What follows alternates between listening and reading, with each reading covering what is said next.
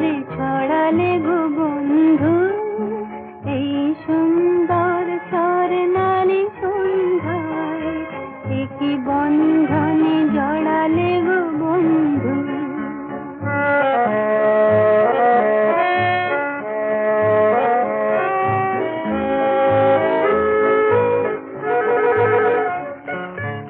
আমলকি পিয়লের সঙ্গে কিছু মৌমাছি এখনো যে